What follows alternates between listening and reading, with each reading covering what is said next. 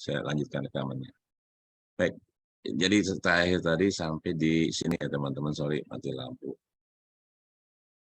Ya, ini arah pemerintah ke depannya ya. Artinya modernisasi dan inovasi juga adalah suatu arah yang dilakukan pemerintah. Ya. Pemerintah punya target 30 juta UMKM yang jualan digital. Pemerintah punya target 1 juta pelaku UMKM yang sudah ikut program e-katalog LKPP. Nanti tanggal 28 September kita selenggarakan dengan Kemenkop UKM ya teman-teman. Dalam jadwal mentoring, tadi 28 September kita ada acara LKPP. Artinya bagaimana teman-teman bisa daftar e-katalog pengadaan barang pemerintah. Nah, itu ini bagian akhir sih sebenarnya yang terakhir saya sampaikan tadi loh Pak Erlando sebenarnya. Tapi ya, oke lah. Teman-teman, sorry dari mati lampu sekilas dan sudah hidup lagi. Kadang-kadang gangguan ya. Saya dengan Bu Eti ini sama-sama di Bogor. Kadang-kadang di Bogor ini hujan terus, mati lampunya sebentar kayak gitu ya. Oke, teman-teman, Pak Ertanto, teman-teman semua, itu tadi sharing yang dapat saya sampaikan. Mudah-mudahan berkenan. Nanti ada sesi tanya jawab karena kita ada narasumber yang kedua. Terima kasih. Silakan Pak Ertanto dilanjutkan. Oke, Pak Teddy, terima kasih.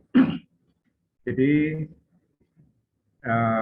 akan dilanjutkan pemateri kedua yang tadi sudah saya bacakan tentang pendidikan formal dari Ibu Eti Nurhayati. Dan Bu Eti Nurhayati ini pengalaman kerjanya cukup banyak ya, bahkan masih aktif semua. Bisa ada di asesor di LSP Menkisbiska Jakarta, ada beberapa PT yang dia lagi aktif, dan yang jelas sekarang adalah sebagai dosen di Universitas Bina Sarana Informatika. Ada beberapa karya buku yang ditulis oleh Bu Nurhayati adalah buku Step by Step Menjadi Wirausaha, Perpaduan Bumi dan Langit. Yang kedua adalah buku Manajemen Risiko, dan buku yang ketiga yang akan disampaikan adalah Manajemen UMKM dan Koperasi. Saya kira kami persilakan Bu Eti untuk menyampaikan materinya. Terima kasih. Baik, terima kasih Pak Hertanto.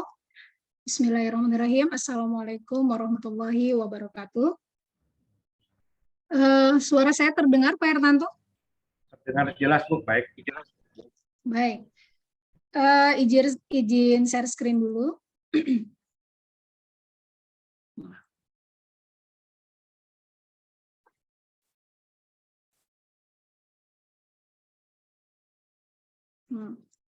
Baik, sebelumnya saya ucapkan terima kasih kepada Bapak Hertanto selaku moderator yang telah memberikan waktu dan kesempatan kepada saya untuk menyampaikan sedikit tentang perlunya manajemen dalam UMKM dan koperasi.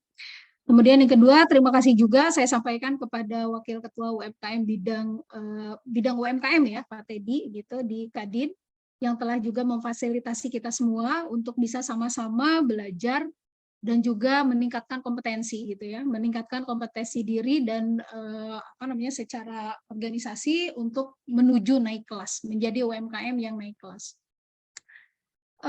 Ibu, yang selanjutnya saya juga ucapkan terima kasih nih sama teman-teman UMKM yang mungkin juga hari ini sudah stay tune ya, dari jam 10 tadi sampai hari ini masih on cam gitu kan, masih konsentrasi untuk mendengarkan, karena memang manajemen UMKM dan koperasi ini perlu dimiliki oleh semuanya gitu ya. Jadi banyak UMKM yang hari ini melakukan usahanya, tetapi manajemennya mungkin belum tertata dengan baik.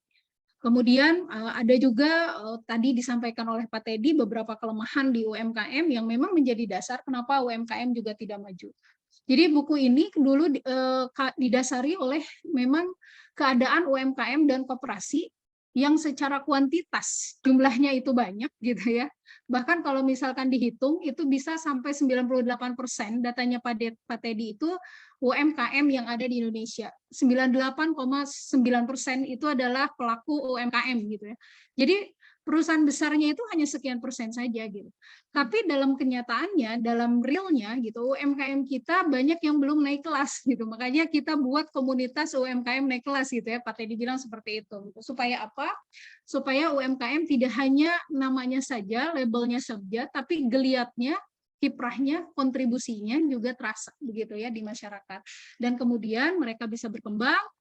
Bahkan alhamdulillah nih di UMKM naik kelas yang dikelola sama Pak Teddy sudah melakukan banyak geliat-geliat gitu ya, tindakan-tindakan yang langsung turba gitu ya, turun ke bawah melihat kondisi, situasi, kemudian diperbaiki apa yang jadi permasalahan, kemudian akhirnya secara rutin di hari Rabu kita melakukan penambahan kompetensi yang tadi sudah disampaikan oleh Pak Teddy. Kompetensi ini merupakan salah satu kelemahan di UMKM. Ya, artinya banyak yang hadir, tapi memang ada beberapa yang tidak didasari oleh kompetensi, atau misalkan kompetensinya yang belum ditambah dan seterusnya. Artinya kita harus banyak belajar. Belajar dari mana saja, ya. Salah satunya adalah dari buku yang kita sudah tulis, tapi juga ada juga dari YouTube, mungkin yang UMKM naik kelas sudah sampaikan, kemudian dari pelatihan-pelatihan yang sudah diberikan setiap hari Rabu ini ya. Kemudian juga yang paling efektif adalah dengan komunitas. Komunitas itu bisa saling meneguhkan, bisa saling sharing, dan lain sebagainya. Kemudian yang kedua, di buku yang kita bahas ini juga kita bahas tentang koperasi. Koperasi juga sama nih kondisinya dengan UMKM di kita. Padahal koperasi itu dalam Undang-Undang tahun 1992, dia adalah sokoguru perekonomian Indonesia. Landasannya saja Undang-Undang Dasar 1945 gitu kan, dan Pancasila, di mana asasnya menggunakan asas kekeluargaan. Jadi ini dua power ya, dua lembaga yang memang harusnya bisa saling bersinergi satu sama lain. Jadi kalau tadi kelemahan pertama di UMKM itu ada kompetensi, artinya kita harus banyak belajar salah satunya. Yang kedua adalah jaringan pasar, yang ketiga itu kan permodalan. Kalau Pak Teddy sudah lakukan riset itu, yang ketiga permodalan. Rata-rata katanya para pelaku UMKM kalau ditanya apa masalahnya dan lain sebagainya, itu selalu salah satunya yang dikeluhkan itu adalah permodalan gitu. Nah, koperasi harusnya di sini bisa hadir gitu untuk menangani permasalahan itu gitu. Untuk menangani masalah-masalah yang bisa yang diselesaikan khususnya dalam jalur finansial. Oleh karena itu, dengan hadirnya buku ini kami berharap bahwa UMKM dan koperasi bisa sama-sama saling tumbuh, bisa sama-sama berkembang, bisa sama-sama saling menguatkan satu sama lain, karena ini adalah dua institusi yang sifatnya simbiosis mutualisme, saling saling menguntungkan satu sama lain dan saling menguatkan satu sama lain. Sekilas saya sampaikan dulu identitas buku kita gitu ya. Judulnya itu Manajemen UMKM dan Koperasi. Kemudian dia sudah ada ISBN-nya, artinya ini legal dan sudah ada di Perpusnas ya. Halamannya ada kurang lebih 300, bahkan ini sebetulnya kita susun di tahun 2020, kemudian ada beberapa perubahan terkait ada perubahan undang-undang juga yang terbaru gitu ya.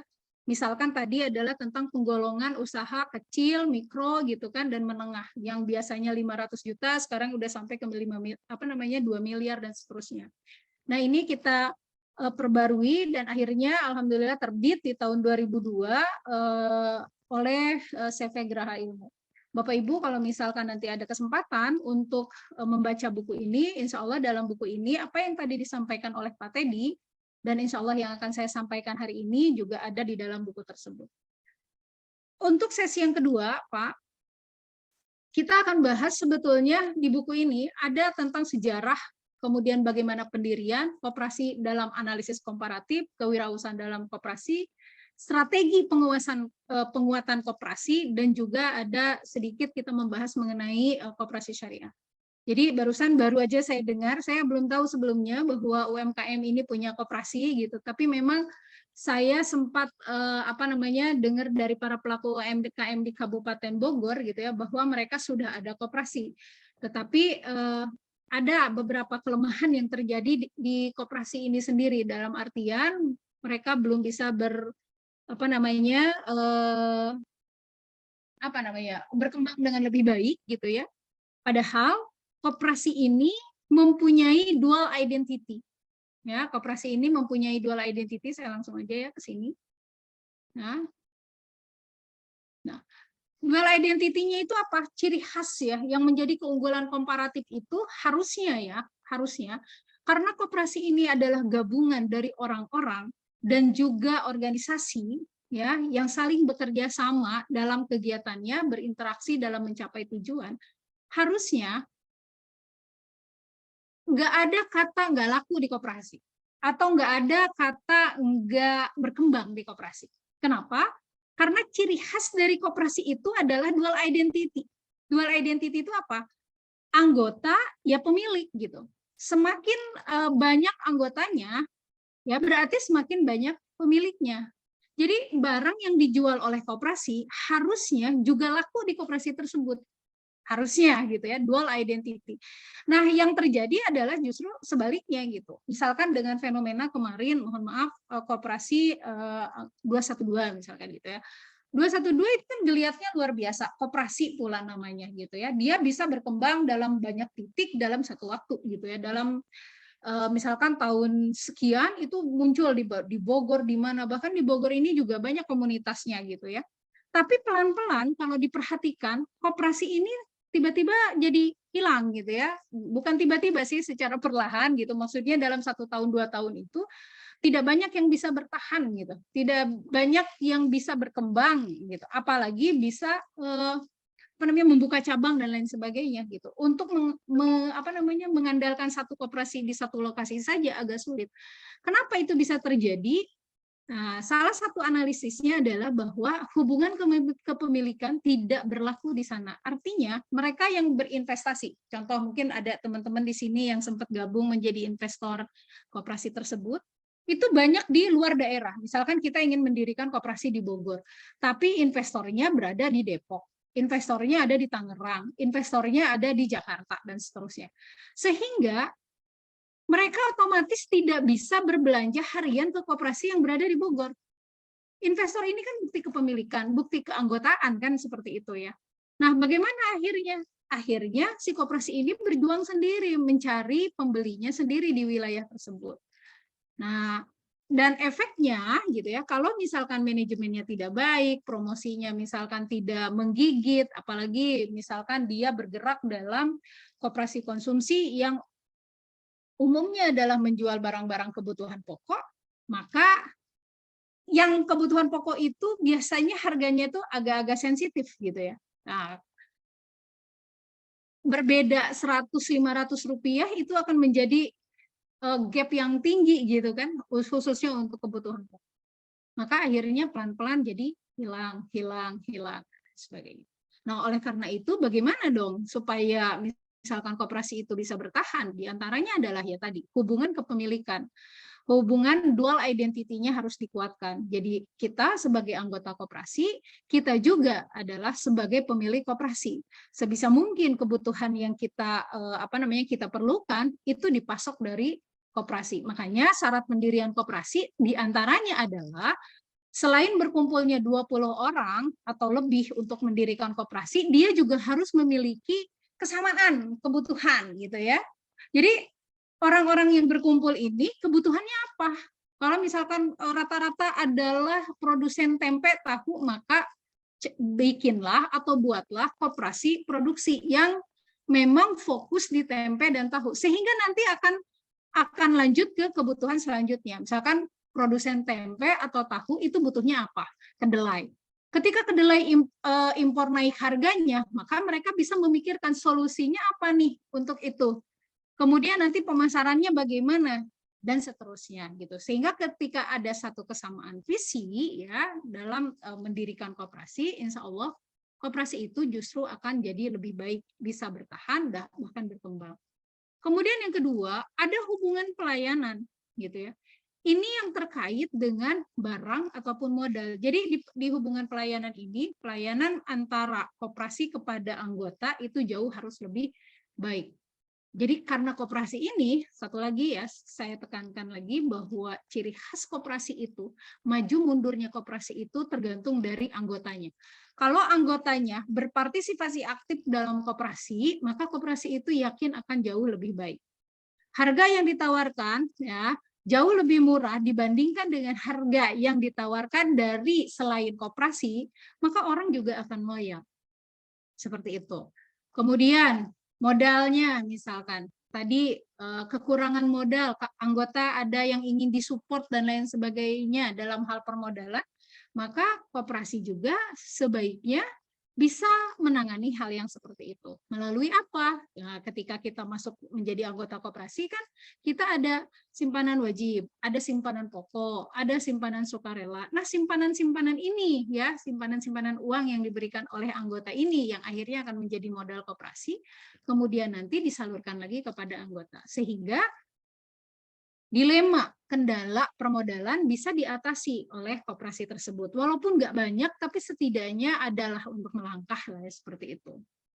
Kemudian yang ketiganya itu adalah hubungan pasar.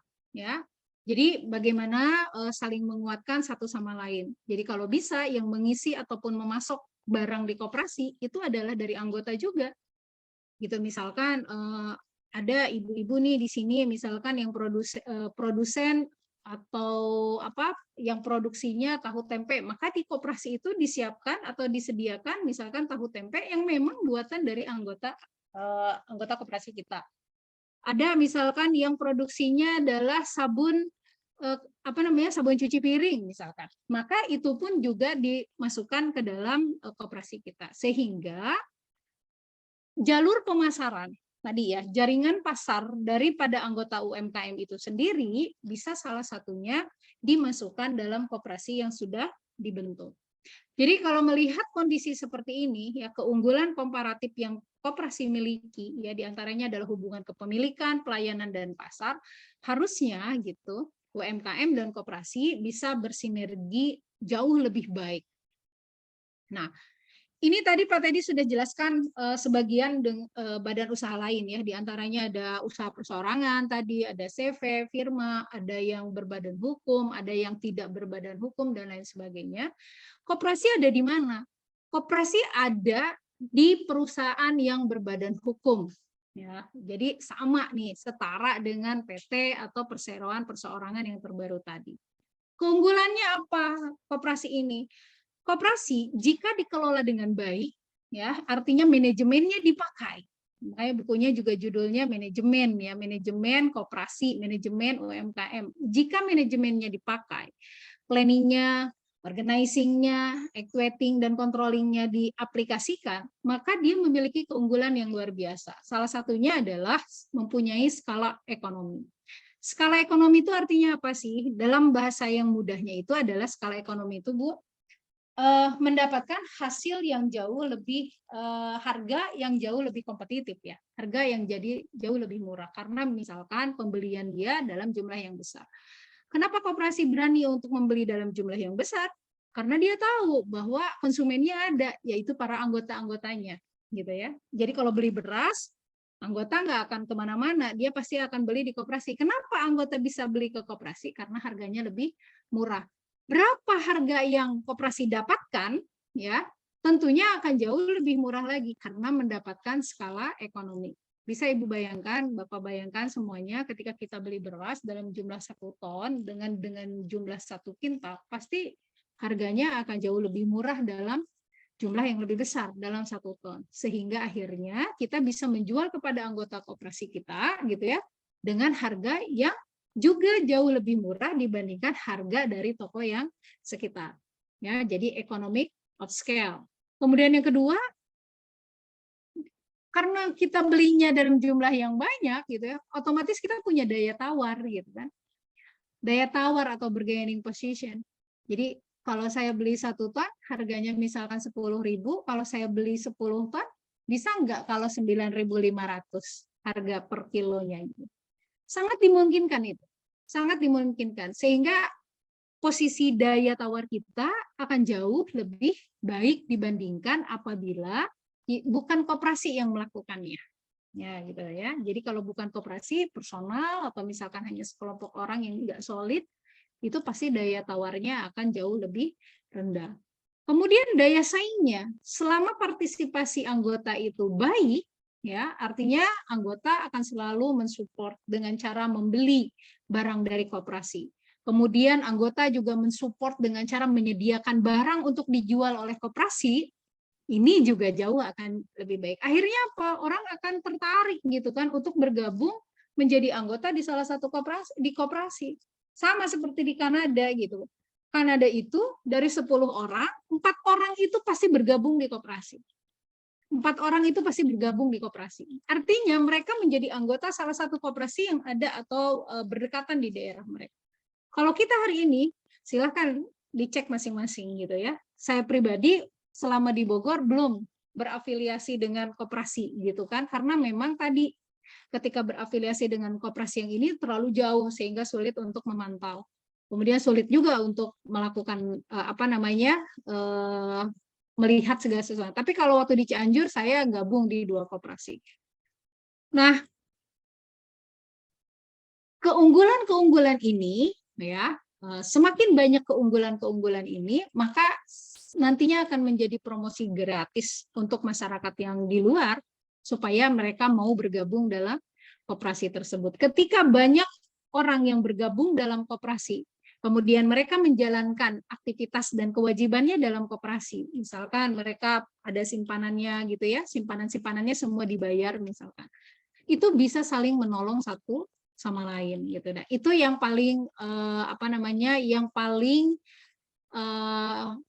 khasnya dari koperasi gitu ya. Jadi keaktifan atau partisipasi anggota itu di dalam koperasi benar-benar menjadi hal yang utama.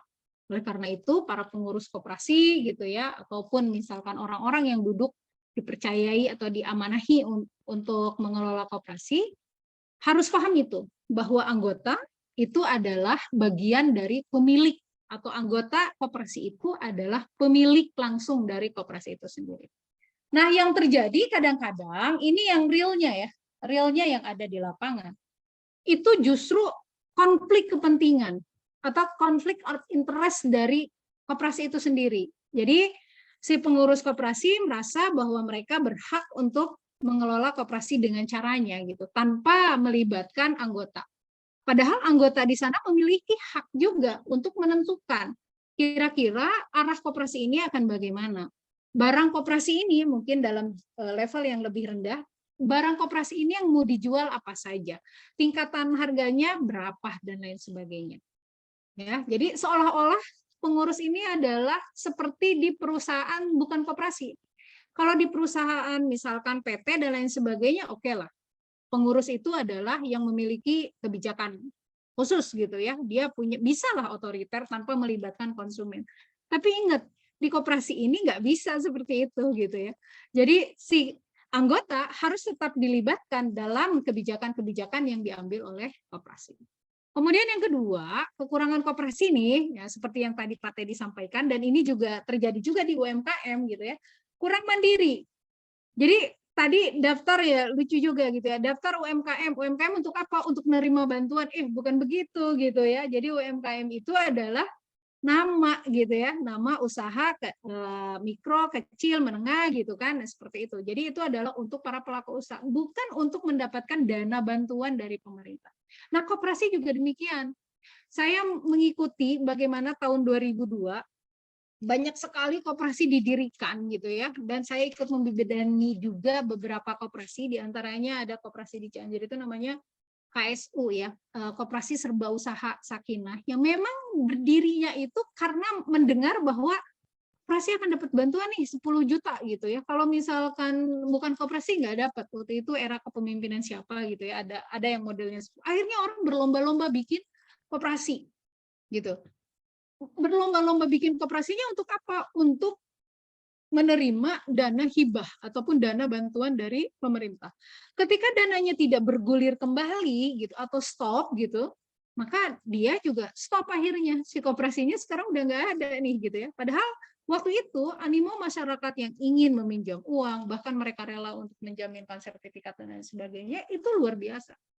Saya berpikir seandainya itu dikelola dengan lebih baik, pasti itu akan jauh lebih lebih berkembang, karena yang penting di koperasi itu bukan bantuan dari luar, tapi penguatan di dalam. Bagaimana antar pengurus dengan si anggota itu senantiasa terus bekerja sama, ya, bekerja sama untuk memajukan koperasinya. Kemudian yang selanjutnya, banyak koperasi juga yang tidak fokus. Ya, KSU itu kan berarti koperasi serba usaha. Serba usaha itu berarti dia melakukan banyak hal dalam koperasi itu. Nggak salah sih sebetulnya, tapi akhirnya nggak fokus. Jadi tadi yang saya singgung, kalau anggotanya itu banyaknya adalah pedagang, ya, maka bikinlah koperasi pedagang. Sehingga tahu kebutuhan pedagang itu apa, masalah pedagang itu di mana gitu ya, kalau misalkan permodalan pada range berapa, kebutuhan mereka dan lain sebagainya, dan itu yang bisa kita didiskusikan dalam koperasi. Sehingga penyaluran dana, misalkan atau misalkan penyediaan bahan-bahan dan lain sebagainya itu tepat sasaran, memenuhi kebutuhan para anggota dulu deh minimal gitu, sebelum ke luar anggota gitu. Kalau misalkan anggotanya ini adalah para ibu rumah tangga misalkan, atau warga di sekitar. Warga di sekitar itu butuhnya apa? Oh, saya butuhnya adalah kebutuhan rumah tangga yang murah tapi layak, bagus, berkualitas. Oh, berarti bikinnya koperasi konsumsi seperti yang dilakukan oleh 212 gitu kan.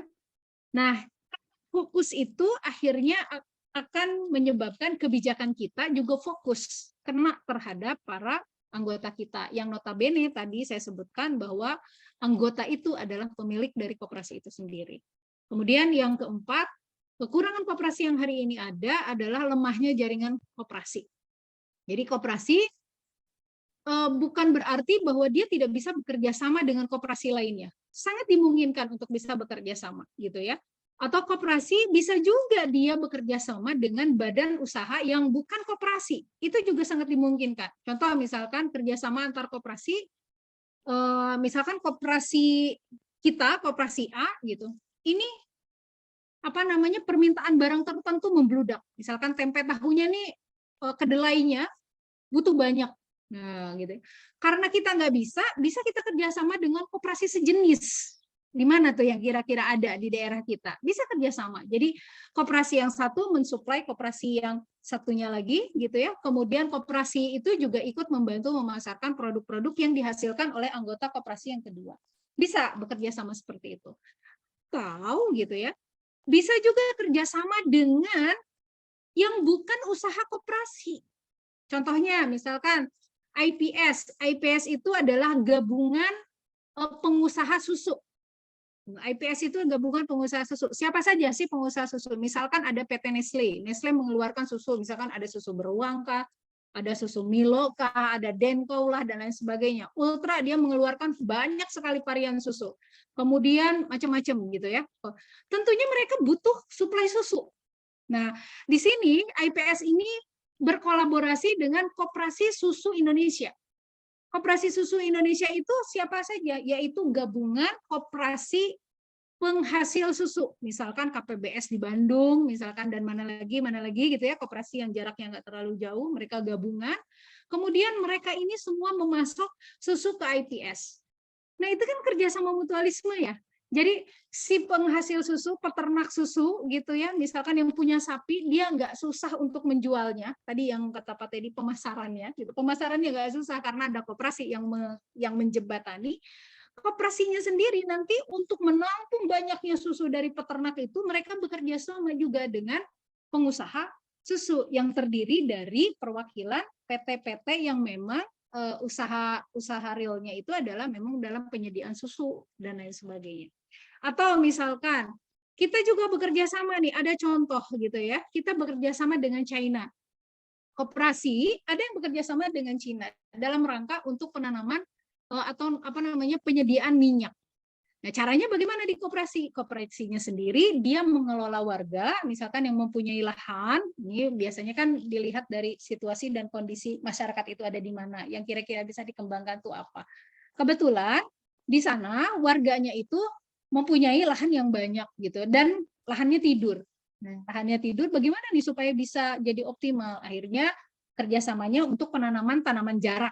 Nah, tanaman jarak gitu ya. Jarak itu nanti diolah kemudian akhirnya menjadi minyak alternatif gitu ya. Nah, seperti itu.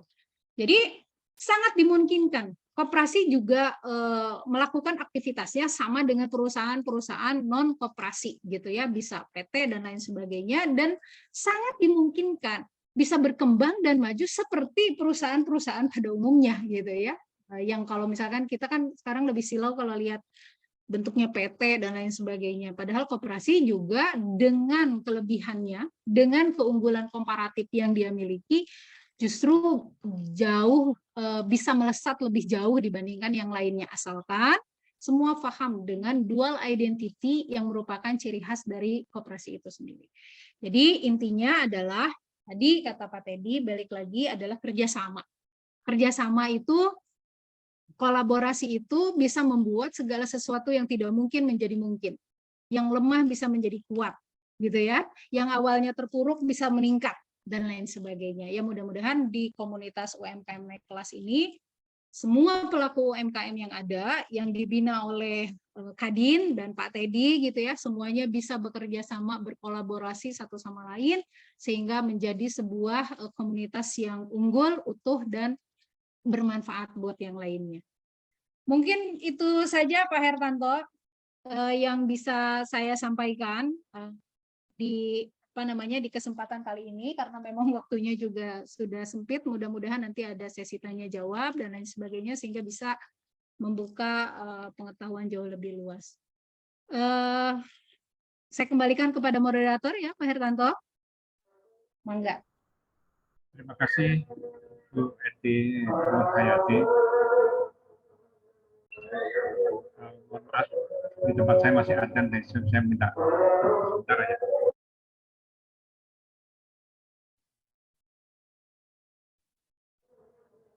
Mungkin sambil para peserta bisa mengajukan pertanyaan via chat ya.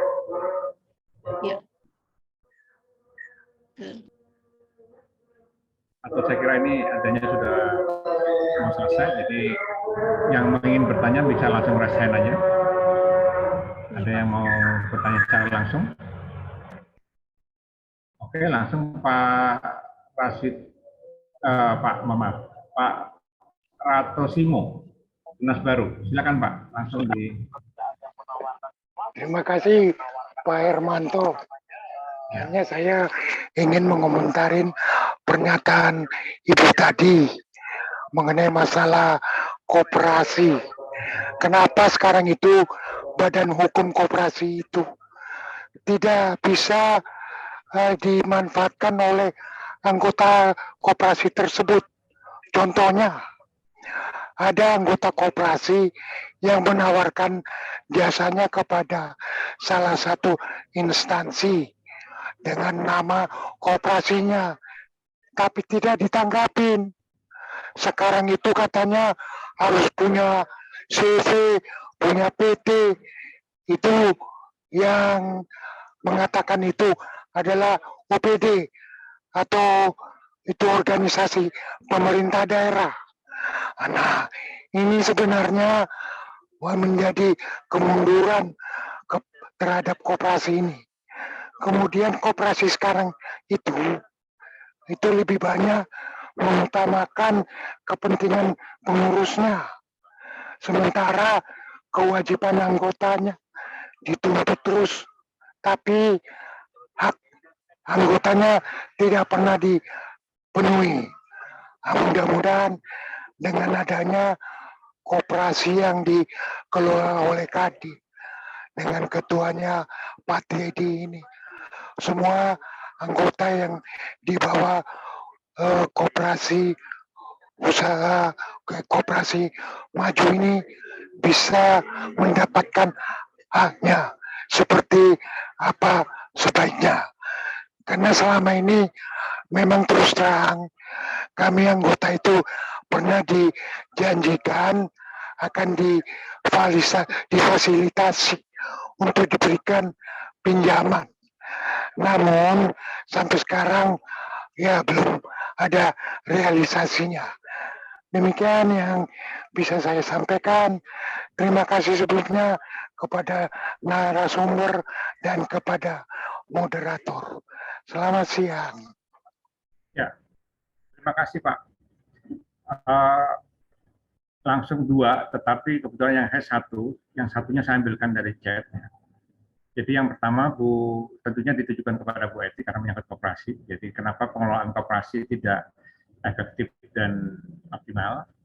Dan saya ngambil yang kedua, Bu, pertanyaan dari chat, yaitu bagaimana tips mengelola koperasi yang anggotanya para alumni sekolah. Dari Pak Suharso Sulistyo. Silakan Bu Eti. Baik, bismillahirrahmanirrahim. Ya, terima kasih atas pertanyaannya.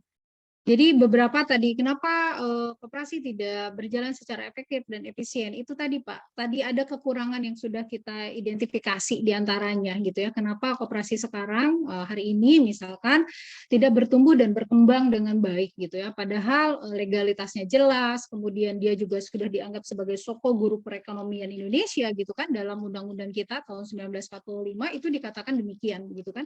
Tapi realnya itu tidak terjadi gitu ya. Soko guru ini kok malah nggak ada gitu. Bahkan bisa dikatakan beberapa, kalau ada data dari Kemenkop UMKM tahun 2019 itu justru banyak koperasi yang tidak aktif juga. Hadir, ada, berdiri tapi nggak aktif gitu ya. Itu kenapa bisa terjadi? Salah satunya tadi yang saya sudah sampaikan Pak Rato Simo ya, diantaranya adalah Bapak sampaikan tadi pengurus kok lebih sering ngurusin urusannya sendiri, sementara kewajiban terhadap anggota enggak. Nah, itu salah satunya Pak. Jadi Bapak sudah sebutkan tadi, itu adalah conflict of interest bahasanya. Conflict of interest itu adalah di mana pengurus fokus terhadap aktivitasnya tanpa melihat atau tanpa memenuhi kebutuhan para anggotanya.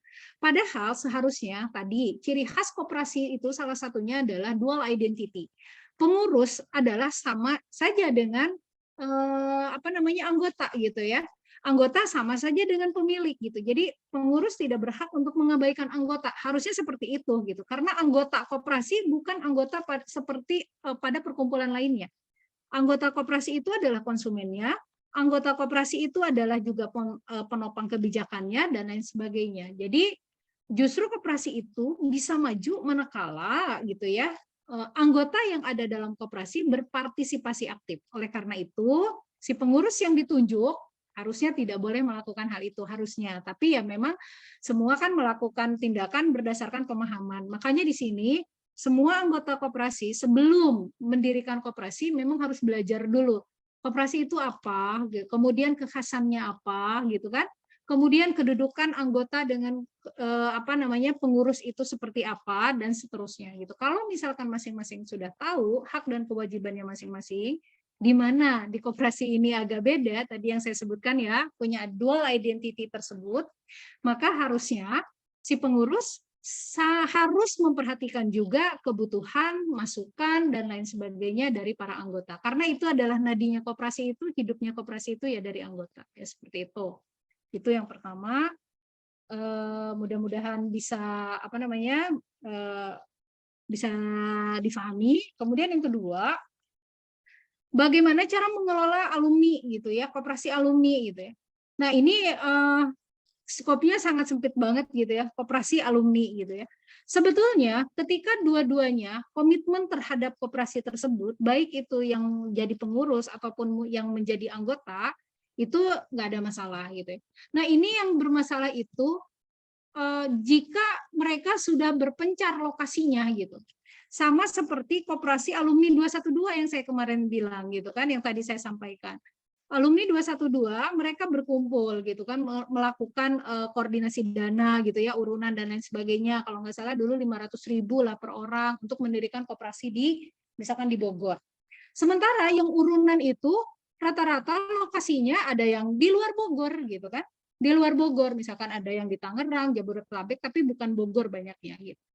Memang dana terkumpul, terjadi koperasi tersebut, tapi anggota koperasinya kan ada di luar kota gitu ya, sehingga mereka tidak bisa melakukan aktivitas belanja gitu, mensupport koperasi sehari-hari secara intens gitu. Tidak bisa memberikan masukan, misalkan kekurangan di koperasi ini seperti apa, karena memang juga jarang berkunjung dan lain sebagainya. Akhirnya apa? Koperasinya terbengkalai gitu kan, terbengkalai, hanya mengandalkan pembeli yang bukan anggota, itu berapa persen sih gitu kan?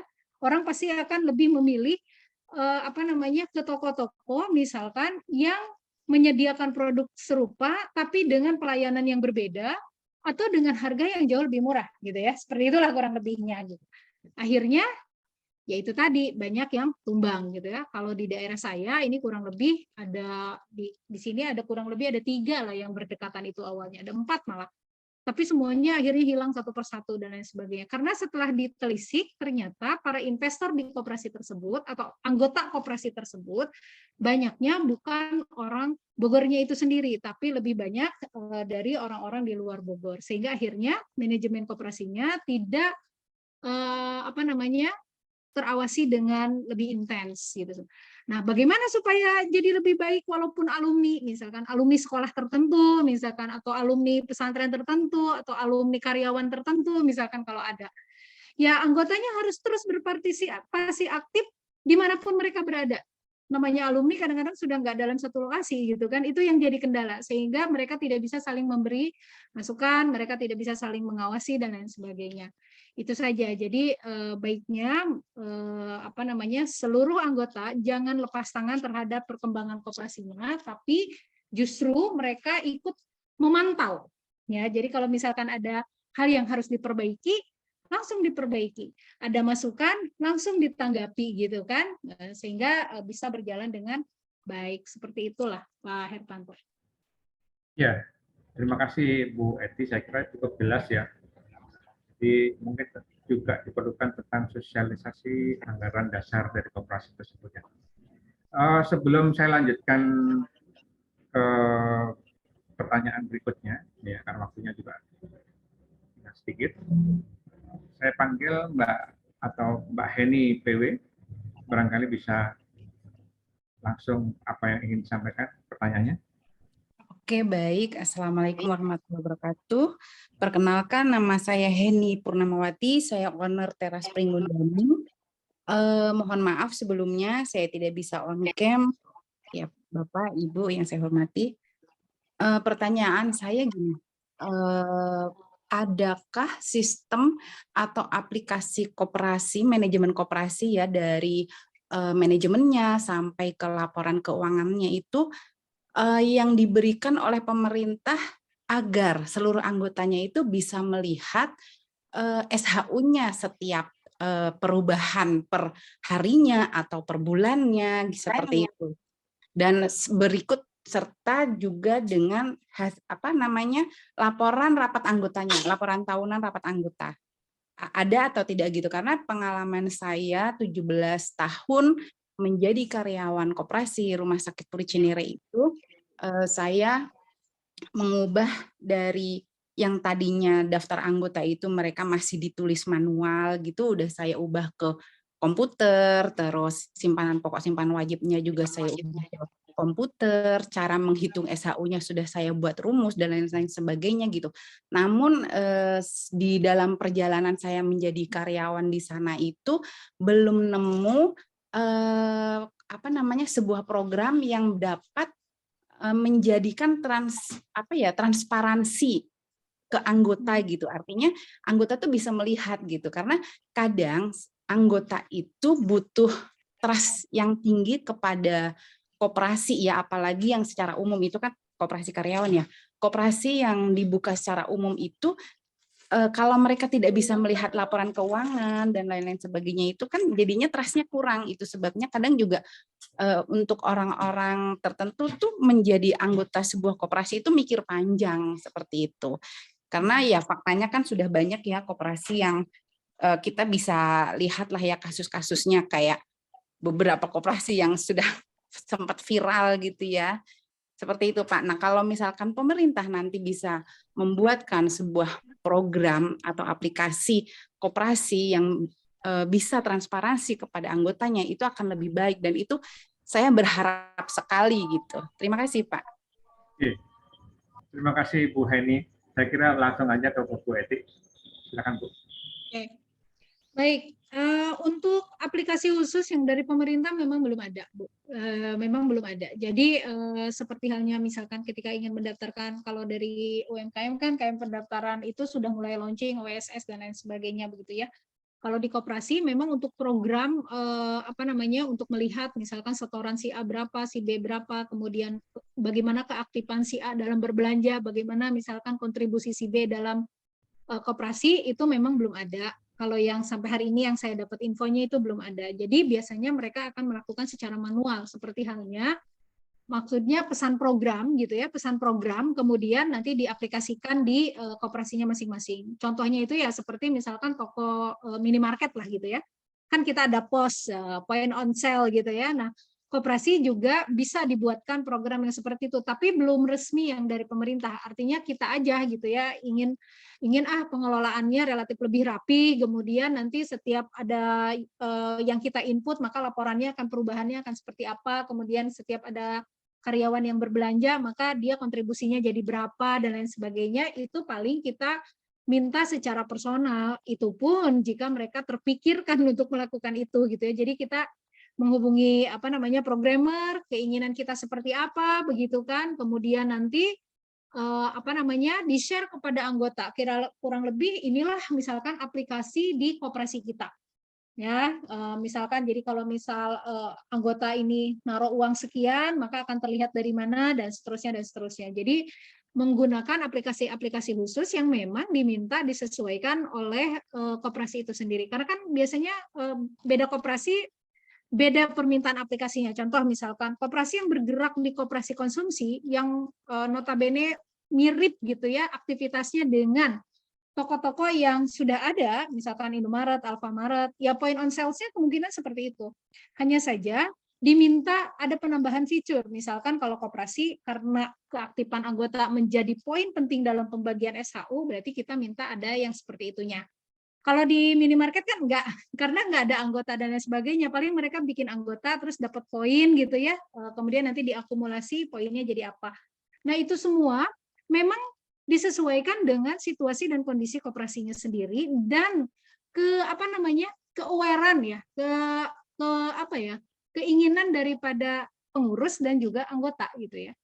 Nah, seperti itu. Selama anggotanya misalkan setuju, it's okay, nggak ada masalah, kita pakai itu. Tapi kalau anggotanya memang sudah trust dari awal bahwa oke deh, saya Bu Heni percaya misalkan karena Bu Heni bla bla bla bla dan seterusnya, maka itu nggak ada masalah. Makanya biasanya untuk mendirikan koperasi itu umumnya adalah orang terdekat, orang yang dekat. Jadi kalau koperasi karyawan pasti pengurusnya adalah karyawan di tempat kerja tersebut. Contoh misalkan yang terbaik menurut Dekopinda, 10 koperasi di Indonesia itu misalkan ada Kospin Jaya di Jateng, misalkan Jawa Tengah. Ya pasti pengurus koperasinya adalah orang-orang situ gitu ya, Kospin Jaya. Kemudian ada koperasi misalkan Prim Kopau, AU ya, TNI AU gitu.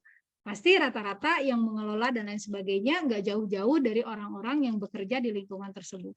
Nah, itulah enaknya ketika mendirikan koperasi, basic anggotanya atau orang-orang yang bergerak di sananya adalah orang-orang terdekat. Jadi minimal mereka tahu track record tertentu, misalkan track record Pak Hertanto itu orangnya begini, misalkan track recordnya Pak Teddy seperti ini. Jadi kalau Pak Teddy dan Pak Hertanto yang ngelola koperasi, orang pasti udah pada suka aja gitu ya, udah percayalah gitu insya Allah dengan track record yang ada gitu.